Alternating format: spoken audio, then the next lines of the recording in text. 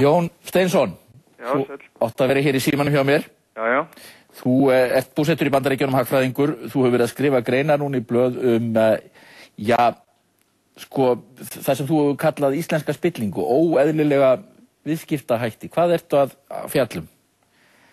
Já, í grunninn þetta bara viðskipti, það sem að annar aðilinn á kannski heilt fyrirtæki, eitthvað einkahlutafélag, eitthvað svona holding fyrirtæki, en stjórnar hins vegar almenningshlutafélagi, en á bara kannski 50% í því hlutafélagi. Og svo lætur þessi aðili viðskipti eiga sér stað sem hann í rauninni báða með við borðið, og fyrirtæki A sem hann á að öllu leyti að selja fyrirtæki B einhverjar eignir á einhverju yfirverði. Þannig að yfirverðir í rauninni þannig að þá þessi aðili að hagnast á kostnað annarra hluthafa og annarra kröfuhafa í fyrirtæki B. Myndirðu segja að það hefur verið mikið þetta hér í viðskiptalífinu? Já, það virðist vera mikil merki það, En auðvitað er svona spilling þess eðlis að 90% af henni undir yfirborðinu. Þessir innherjar eru séðir, svo að maður þekkir kannski verstu dæmi. En það virðist vera sem að þetta hafi bara verið landlægt.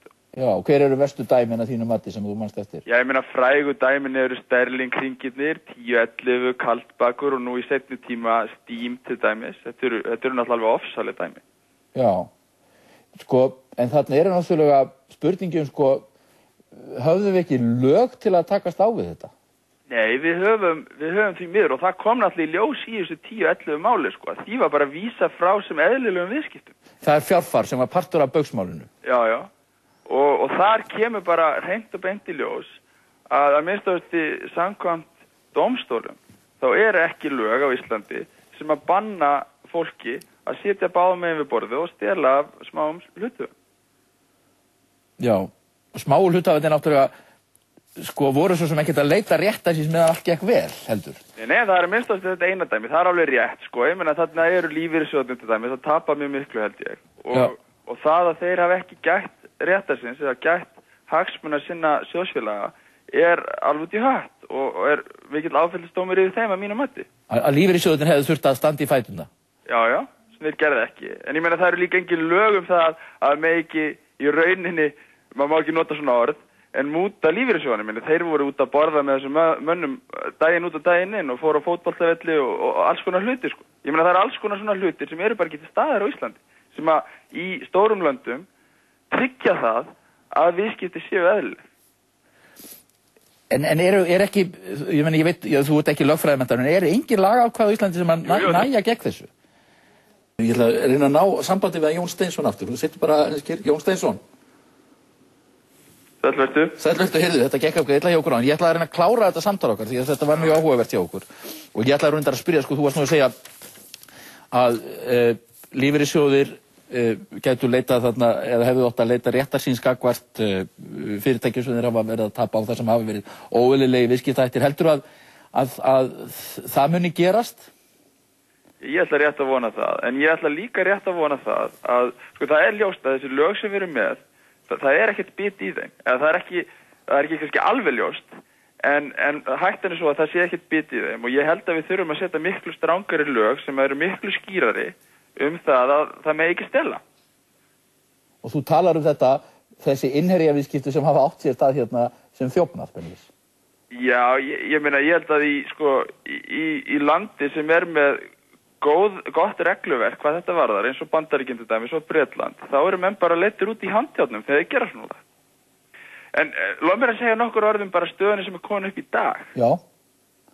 Staðan sem komin upp í dag það að ríkið ber núna ábyrgð á bankakerfi sem með eignir og skuldir upp á 3.000 milljarða.